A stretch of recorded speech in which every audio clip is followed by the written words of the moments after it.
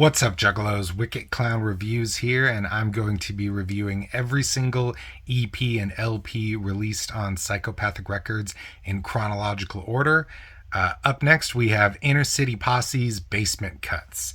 This EP was first released in 1991, and it was available only on cassettes that were kind of duplicated at home. They did print out covers to go with it, but it was an independent release, and it was not released on CD until the second annual Gathering of the Juggalos in 2001.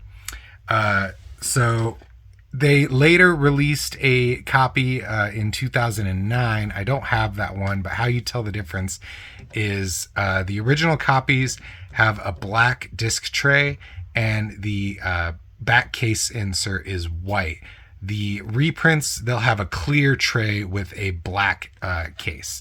I've heard that there are other pressings where the only way to tell the difference is the serial number here is a little bit smudged, but I'm not sure if that's actually a different pressing, and it's just some of them got fucked up. It's really hard to tell, but yeah. So this, much like the last EP, was also recorded with a karaoke machine. However, this EP is much more refined than Intelligence and Violence. There's a lot more quality taken into the recording approach. It's much more on beat. It sounds much less awkward. The vocals, for the most part, are clearer and more defined. And just overall, they did have an improvement over it. D-Lyrical is no longer in the Inner City Posse.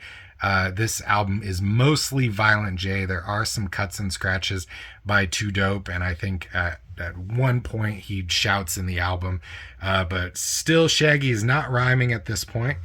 John Kick Chaz does make an appearance on Ghetto Style. So yeah, this cover, it's much higher quality than the one that was in Intelligence and Violence. I think ICP actually did keep the original photograph to be able to reuse. You've got Violent J superimposed on this photo here, and you can tell that it's also been redesigned for to fit a CD, and it's not just simply a Xerox of a cassette. Yeah. All right, so this EP, it's about half the length of Intelligence and Violence, and it's a fast and furious EP that shows ICP's growth, and Violent J is becoming more and more skilled, more confident with his lyrics. And a lot of these songs, though, were later reused for Dog Beats or Carnival of Carnage. I'm pretty sure almost every single song has at least one rhyme that was later recycled over into the future and reworked. As you can see, Psychopathic Records still did not exist at this point. It was on AA Productions for Alex Abyss, their manager at the time.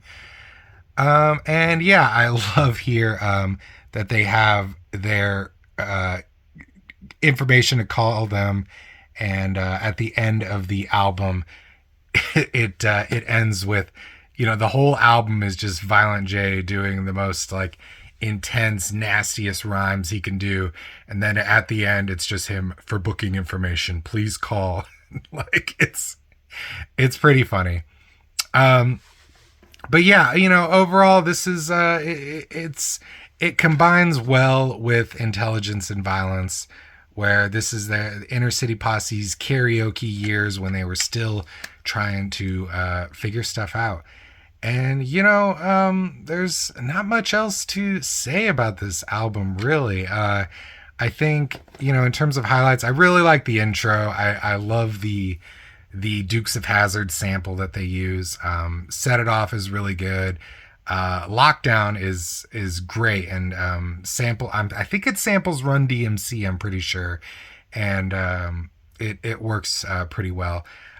Really like ghetto style as well. And John Kickchaz's rhyme on ghetto style is really good. And part of it was later sampled for the Dog Beats EP that I'm going to review next. But yeah, that is the Inner City Posse's Bass-ment Cuts. So yeah, if you've heard Bass-ment Cuts, let me know what you think. Drop your thoughts down below. And yeah, thanks a bunch for watching. Whoop whoop, clown love. We will never die alone.